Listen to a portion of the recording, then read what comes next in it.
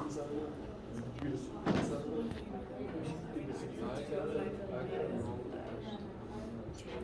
know how big name too. Okay. Hello again, everyone. How are you guys doing? Good, how are you? Very, very sleepy. Alright, let's go home. Yeah. Honestly. Oh, how I wish I could just pull that. Yeah, I was about to say, it's got about 50 minutes. 60. Well, let me remind myself of things that we absolutely need to talk about in the near future.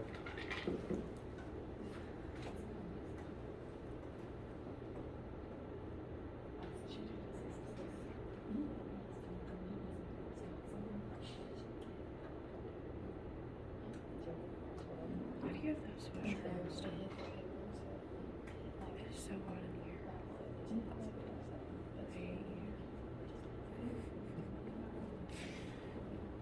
I only see my physiology stuff. When we did that, and Tell me about Dr. it. it really took us. If you don't get the physio, let me know. Yes, it's gonna be a time.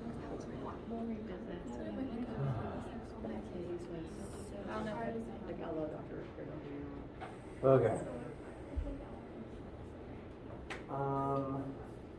So, some things to note. I got a bunch of emails Monday night from people who were taking the quiz and thought that it wasn't taking their answers and panicking. As I was trying to indicate on Monday, that's just how the quiz looks. It is taking your answers, and I checked on Tuesday. Everyone has a score for it. Everyone who took it and opened it has a score. It took your answers. It's just designed not to show you if they're right or not, because it's meant to simulate what it's kind of like to do it in a test situation where you don't get immediate feedback. So that's what the quizzes look like. It's not broken. WebAssign can be broken, fair statement, but that specific part wasn't actually broken this time. So keep that in mind moving forward. Overall, the first assignments are a pretty big success overall, and the next set of assignments are already live. I went ahead and put up I guess it's labeled Chapter 3 assignments, which is more to do with 2D motion and some projectile motion questions. Those are currently scheduled to be due at the end, again, like at midnight at the end of Monday the 20th. We're going to start trying to fall into a one assignment per week, except test week pattern. And I'll usually make them do that Monday so that we have the lecture and you can finish it up before midnight. Given that we're still moving into things, I may move that one to a different point in the week if we just need some more time on it. So at the very earliest, homework and quiz chapter 3 will be due by the end midnight of Monday the 20th. So do keep that one in mind for right now. And I do recommend you go ahead and start looking at it. I am fairly confident that with everything we've talked about so far, you guys should be able to already complete it. But I want to continue working through the examples with you guys as we start. Towards the end of this week, beginning of next week, we'll begin applying all of that information towards things like force and start examining Newton's laws in two dimensions.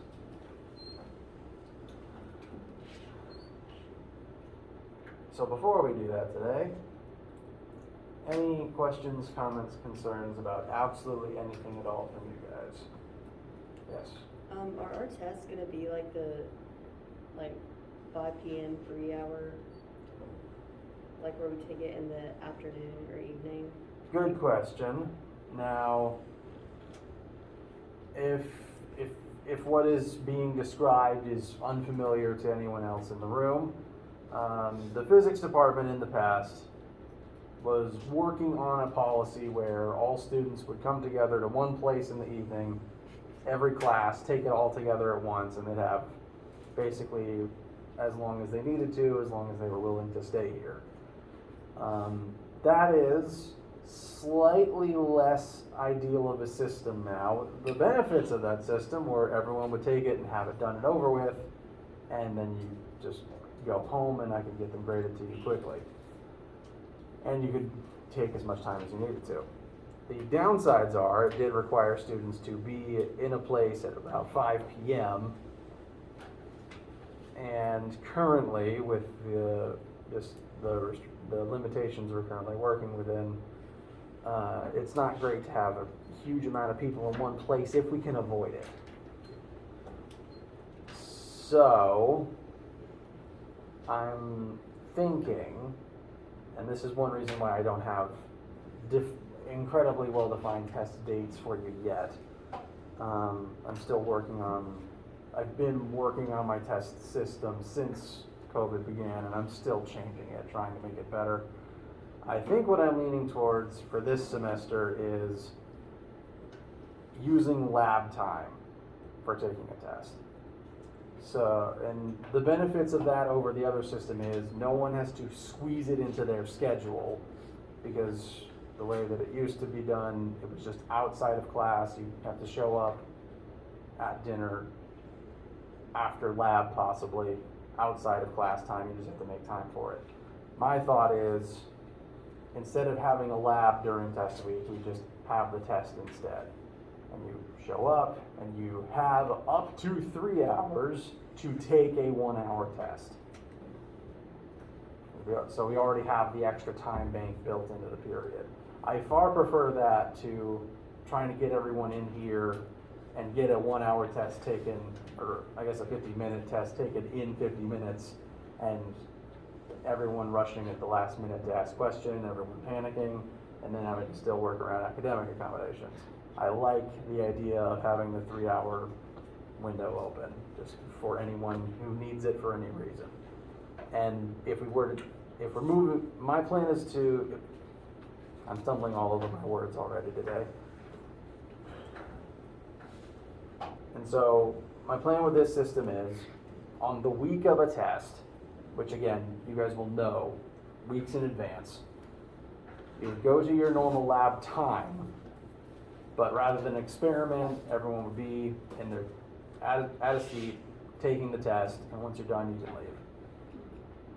And then we don't have to schedule anything outside of class. We don't have to worry about also doing an experiment during the week that you're studying for the test. I feel as though it keeps the good parts of the other system while cutting down on having 80 people in one auditorium at the same time. Does that answer the original question, and does that offer some insights to everyone as to what tests will probably look like in the near future? And again, I'll try to get solidified test dates for you soon. Okay.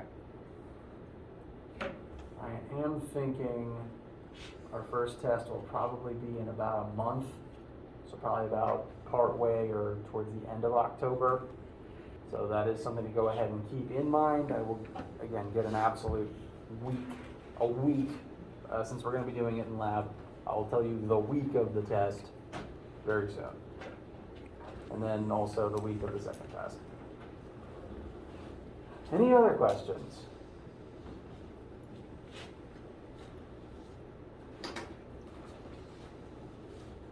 Okay.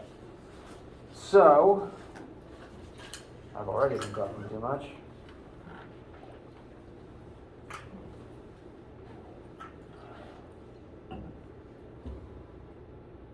We have been examining motion in 2 dimensions. We've already started projectile motion, which is a very good common example, and I wanted to start on that type of problem so that we can go ahead and do our Canon lab.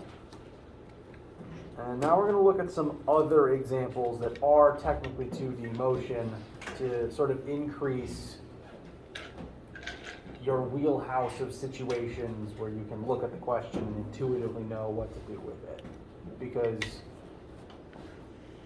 by the end of this class, you're going to have seen and used a lot of different formulas in a lot of different circumstances. But because the universe has a lot of different situations in it. There's no way I could possibly show you every single type of question that could ever be written.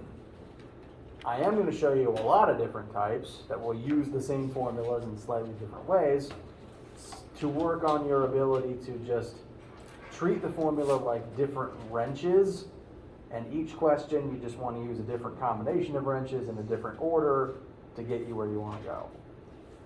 So we're going to be doing some practice and looking at those different situations to help the types of questions on your homework seem less alien. The formulas we've covered, the things we've talked about, is the information you should need to be able to finish the next homework and quiz already, but there's going to be questions on homeworks and quizzes and tests that you haven't exactly seen before. So we're going to practice new situations and work on the adaptive ability to look at something and be able to work it even if you haven't seen one quite like it before. I have a few samples prepped. I just want to pick the one we're going to start with.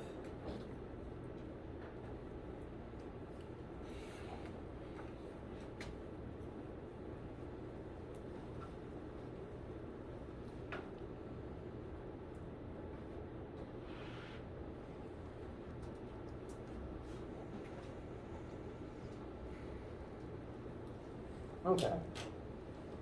Let's look at, this one's fairly straightforward, but I want to use this type of question to put a term I will probably use frequently in your heads.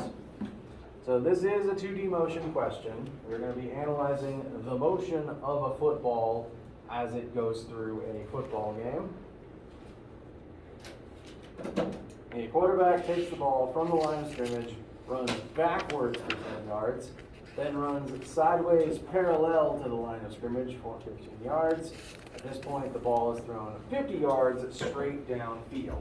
What is the magnitude of the football's resultant displacement? So, first step is read the question. Second step is try to draw a picture. Doesn't matter what type of question it is, usually drawing a picture won't hurt.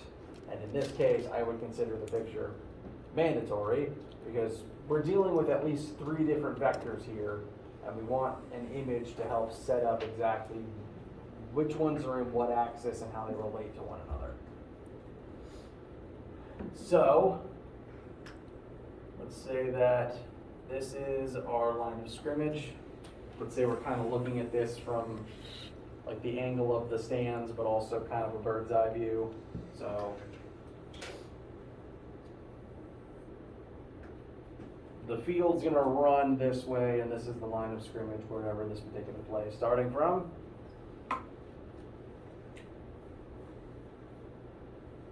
We'll start there in the center. And then the quarterback runs backwards for 10 yards. I suppose that we could define either direction as backwards. So we're just gonna have to pick one and decide. In keeping with usual coordinate systems, I'm deciding to assume that positive X is forwards. So 10 yards backwards, I'm going to draw like this.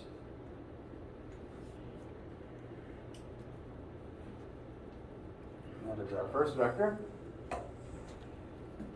Second, then runs sideways parallel to the line of scrimmage for 15 yards. Normally I'll try to specify a direction within that axis. I know for this particular question it won't entirely matter if we draw it up or down.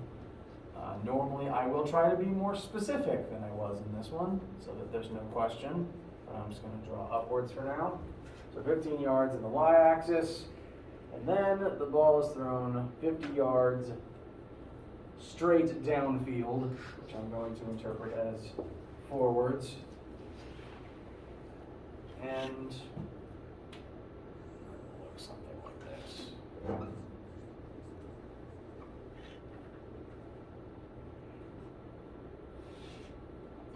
So, this is our starting point, this is our end point.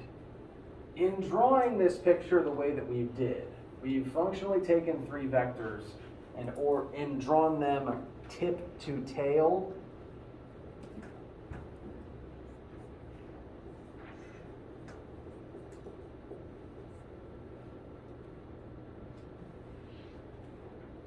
Which is something I'm going to refer to from time to time when looking at vector addition. There's going to be situations similar to this where some object is going to be moving in multiple axes. You're going to have multiple vectors defining that motion at different times, and we're going to have to add them together. You can do this with displacement, but you could really do it with any vector. We'll look at some more samples of other types in a moment. And when adding vectors together, when you're, say, drawing a picture of a vector addition question, I recommend drawing the vectors tip to tail, which is to say you take one vector, you draw it, and then at the tip of that vector you just drew, you start drawing the tail of the next one. Then you draw that one to its completion, and then at its tip you put the tail of the next one. Thankfully, since these are all displacement vectors, that makes physical sense. The ball physically went in this path. So the picture makes sense to the human eye, thankfully in this case. And we'll just continue working it from here. What we ultimately want is the ball's resultant displacement from start to finish. So we want to know if we were able to take a tape measure between these 2 points, what is this number?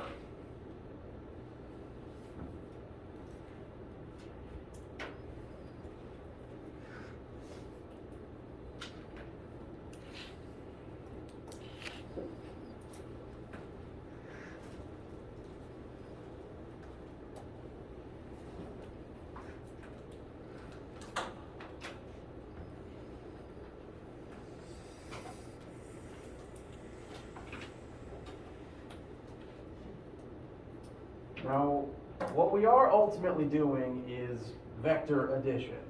We are taking three vectors, adding them together to figure out the difference between the start of that vector triangle versus the end of that vector triangle. And adding vectors can be as simple as it sounds. You just want to take all of the vectors and literally add them. The one step to be careful about is making sure you only add x's with x's and y's with y's.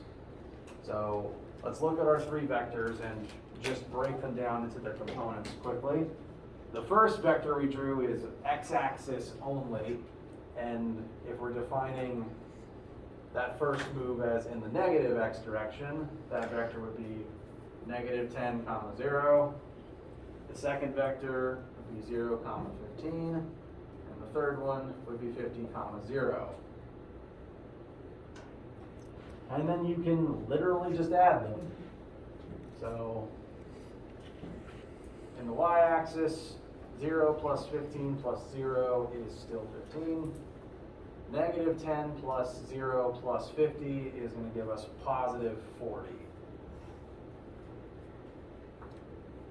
And then that is the component form of our final answer. From the starting point to the end point, the ball is now 40 meters forwards and 50 meters upwards in the positive y direction. And that is one completely satisfactory way to list your answer. Because this itself is a vector, and you can use this to draw the red line I already put over here. This is functionally just a triangle that has one leg that is 40 yards long and one leg that is 15 yards long. And so vector addition can be as straightforward as this. Now, I imagine this is not the first time you've seen a question quite like this. We probably worked a few similar ones. Any questions up till this point? Yes. So would you need to solve for the hypotenuse to get that length, or? Depending on the question, you might. Sometimes if I am asking you simply for vector displacement, this is a vector listed in component form, and so if I was grading a test question where I only asked for vector displacement, would accept this as an answer. I would ask for a unit. You should always put a unit, so I'm going to add yards to that.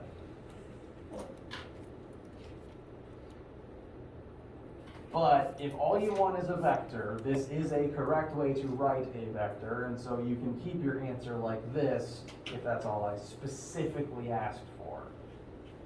Or rather, if I didn't specifically ask for it in a different form. There will be times where I will probably ask for the specific magnitude and direction of that hypotenuse of that triangle, in which case, yes, you look at the triangle over there, find the hypotenuse, find the angle it points at. I'm not going to have us do that this time because the next couple vectors we're going to look at is going to necessitate that we do that. So we'll do it there instead. So my advice is just pay attention to what the question specifically asks for. If I don't specify, I'm usually fine with a general answer. Any other questions?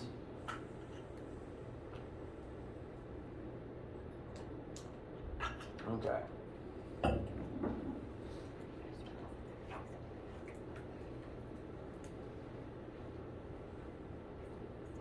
Now, these vectors are pretty straightforward to add up because they're just x and y vectors. Now the water is going to get slightly muddier. These are also two vectors, and we're going to add them together. So some trig is going to be unavoidable this time. I've been talking for a minute, and I'm also out of water. So I'm going to leave this up for you guys to preliminarily copy it into your notes while I refill my water, and if anyone else needs water, restroom, etc., we'll take a break after you finish copying it down.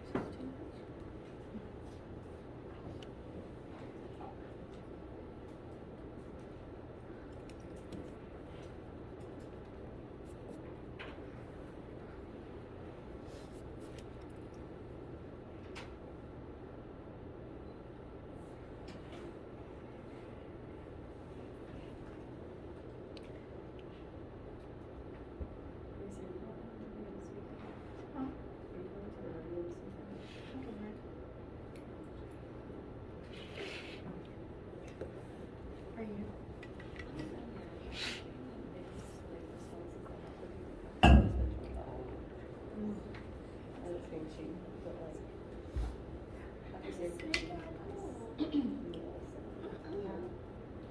I'll go. No, ma'am.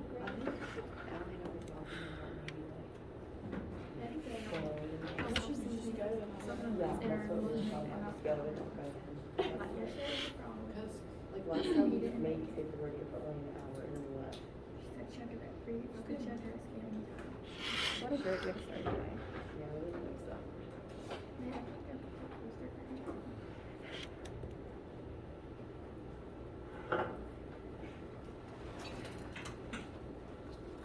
Where's Sterling doing? Today at 4:30. I didn't sign up for one because I was just gonna go. And then they signed up today at 5. I was gonna go to bed at 5. Well, I was gonna go to bed at 5. But then Sabrina texted me.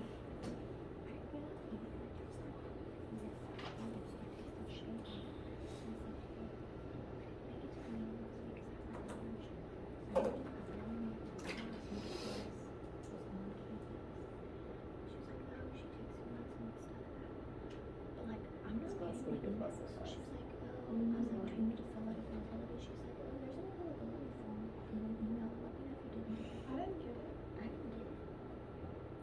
And and then Sabrina texted me because she was like, which? She texted me yesterday. She said All right. you didn't tell me emails. Any questions, needs, concerns, etc. before we continue? Okay. So, we have two vectors here, which are already drawn tip to tail. First one's 20 meters, pointing at 40 degrees up from the x-axis. Second one is at 40 meters, pointing up at 25 degrees from the negative x-axis.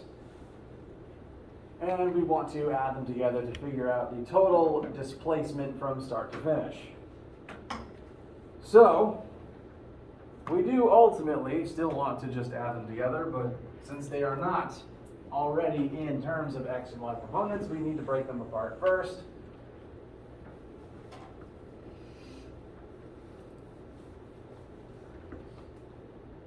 Now, turning these into triangles is pretty straightforward. You want the x piece of this one, and then its y piece. 90-degree angle goes there. Call this AY and AX. And then,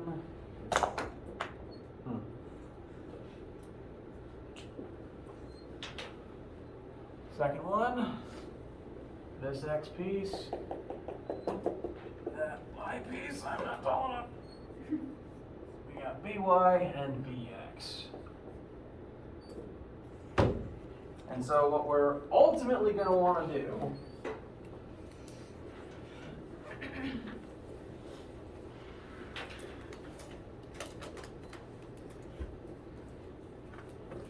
is get to this point. Break down the components, add the x to x and the y to y.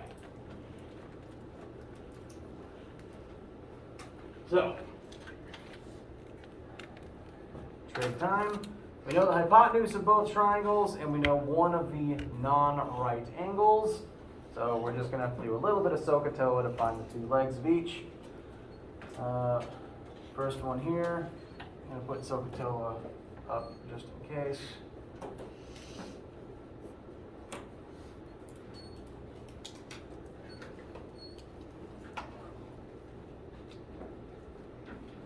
So, starting from left to right, sine equals opposite over hypotenuse. Sine of 40 degrees will be the y leg over the hypotenuse. So sine of 40 degrees will be our AY over 20, which we can rearrange to get AY equals 20 times the sine of 40 degrees.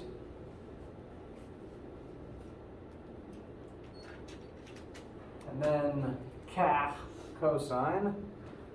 Cosine is adjacent over hypotenuse, so cosine of 40 will be AX over 20. AX will be 20 times the cosine of 40 degrees.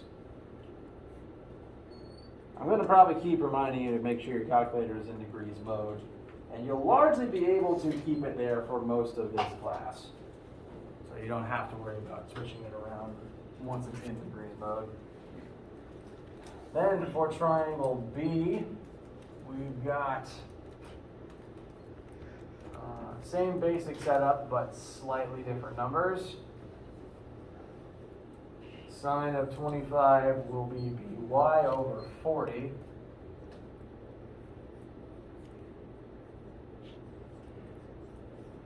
Therefore, BY will be 40 times the sine of 25 degrees. Cosine of that 25 degrees will be BX over 40. So BX will be 40 times cosine of 25. And once we perform each of those operations, we will have our x and y pieces.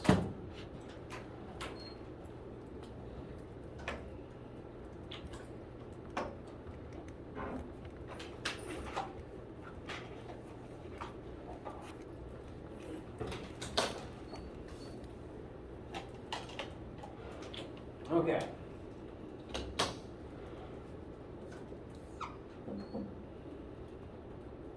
So, what is the component form of the red vector A?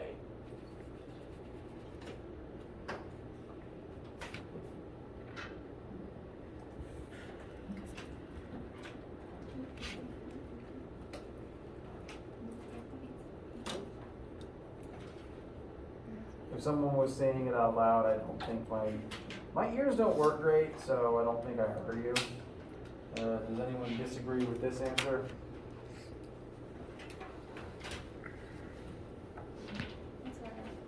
Okay. And I'm going to go ahead and recopy those numbers over here. 15.32 in the X and 12.86 in the Y. I tend to just cut things off at the hundredths place. I feel like that's usually enough data to get a good answer moving forwards. I will tell you when sig figs matter. Then our B vectors.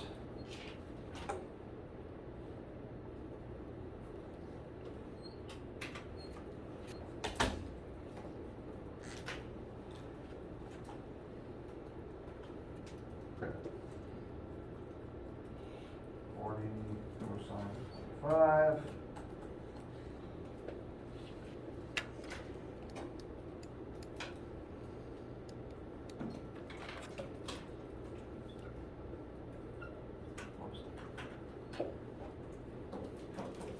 Does anyone disagree with 36.25, comma 16.90? Okay. So, are we set to just put this over here and do our addition? No. Not exactly. There's multiple reasons you usually want to draw a picture for these questions, and one of those reasons is to help remind oneself of positives and negatives. Because if I describe this situation to you in words, you might not immediately realize that BX points in the opposite direction as AX. They run against each other. Which means, and our formulas here had no way of telling us this, we are going to need to manually ourselves add a negative sign to the 36.25 before we do anything else.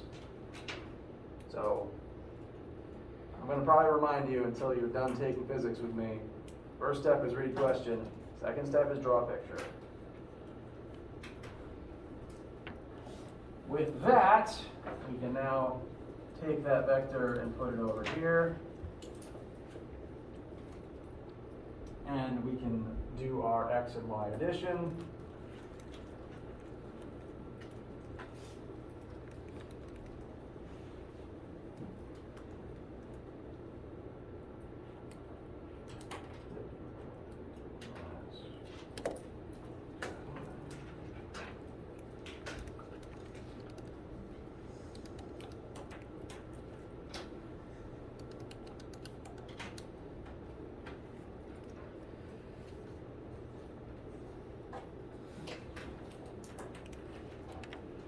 Does anyone disagree with negative 20.93, comma 29.76?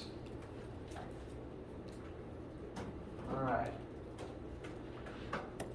And this then would describe the change in displacement in the x and the y from our starting position.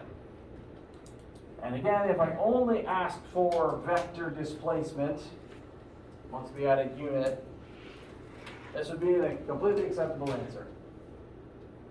But let's practice being slightly more specific now. I'm going to draw this vector over here because I don't want to put it on top of everything else I've already done. It would look something like this. Negative 20.93 and 29.76.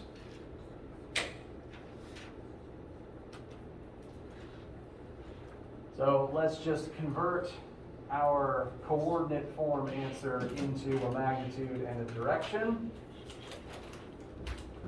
The magnitude would be the hypotenuse of this triangle that we have created from our coordinates.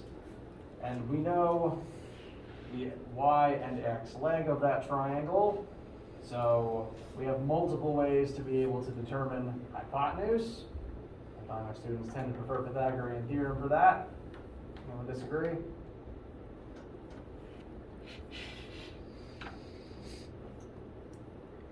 Any questions about getting from this coordinate answer to here? Okay. So solving for the hypotenuse of this triangle, a squared plus b squared equals c squared. Important thing to note, hypotenuse is always the c. As for which leg is A or B, that one ultimately doesn't really matter. You can choose which. What matters is that the hypotenuse always has to be C. So, A I'm going to set as the negative 20.93. Make sure that whole thing is squared. The squared is important because it makes the negative stop mattering. Plus 29.76 squared equals our hypotenuse squared. And that will tell us our answer in terms of the magnitude of this vector.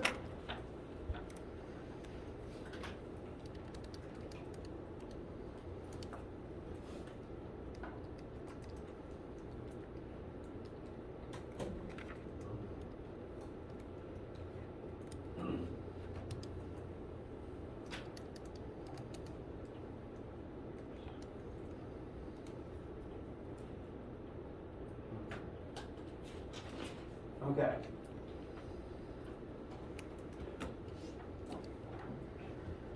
Now, I want to know, no wrong answers, I honestly just want to know what answers you guys are getting. Okay, 36.38. Anyone getting something other than 36.38? Okay. That means that between either your own skill or the calculator, you did the order of operations correctly. Very good. It should turn out 36.38 meters. And if you ever want to, a tip to help you gauge if you're on the right track. The hypotenuse is always the longest side of a right triangle. So the fact we got an answer numerically larger than either of the components tells us we did correct. We're on the right track. So something to help yourselves when doing homework and you're worried, did I do that right? So that is the magnitude of this final vector. Now we just want its direction. And direction can be a sticking point, especially for WebAssign, because really you can describe a direction in terms of any other direction. I drew it this way because this is how my brain sees the picture because of how the original image was drawn. From start to finish, we are some distance in this direction, and I can describe that as an angle from the x-axis. You could, if you wanted to, describe it as an angle from the y-axis, except then you're pointing that way, but you describe the angle as that. There's a lot of different ways to do it, some of which make more sense than others. And especially when doing the homework, you want to note what WebAssign says your angle should be in terms of. let's actually find an angle and I'll show you a couple of the different ways it could be written. So, the way that I've drawn the triangle, if we solve for this theta to tell us direction, then I like using tangent for this because again, that would use the numbers of the legs we defined earlier rather than the number we just found. But we know all three sides. You could find the angle using any trig function if you wanted to. From our theta, tangent of that theta would be the opposite leg, so 29.76, over our adjacent leg, negative 20.63, and I believe calculators are smart enough and that these formulas are smart enough such that the negative being there or not being there won't really matter. Yes, it won't really matter. As a quick refresher, we have tangent theta equals this fraction. We want theta by itself, so we have to do inverse tangent to both sides.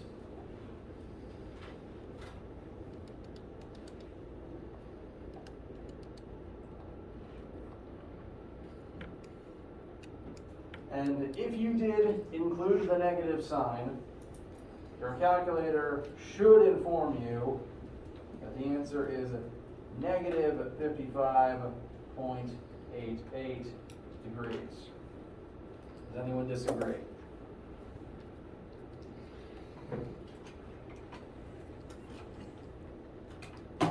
Okay.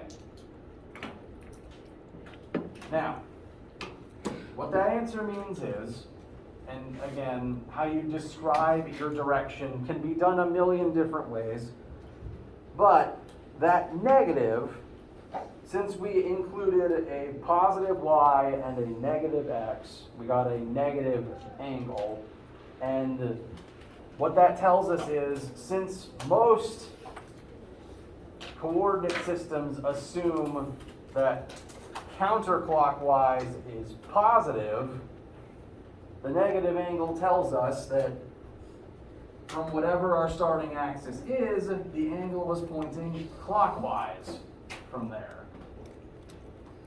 So if we had included a positive number instead of a negative number, which technically, if we drew that triangle, would just be mirrored along the y-axis, we would have gotten a positive answer because the angle would have been counterclockwise from the x-axis. Positive angle tends to refer to counterclockwise. So the fact it was negative makes sense because it is counterclockwise. We do still need to define, I would feel most comfortable adding on to this answer what axis this angle is from. So negative, I'm just going to say negative 55 degrees from, this marker's running out of ink.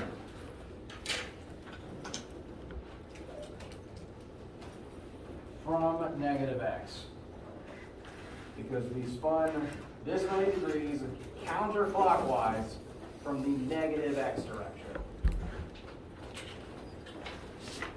Sorry, clockwise from the x direction. And this could be rewritten as, say, you could remove the negative sign and specify the word clockwise in there. You could also find the complementary number and use that instead. Again, there's tons of different ways to do it. We will look at more samples and I will help you with individual WebAssign questions. But I've been talking too long apparently. I need to get the clock on the wall fixed. Thank you all. Have a good day. We'll resume Friday for more samples and we'll look at some homework questions. So I got your email about my work. Would you rather me just email that to you about pictures of it? Yes. as I can read the pictures just fine. Sorry.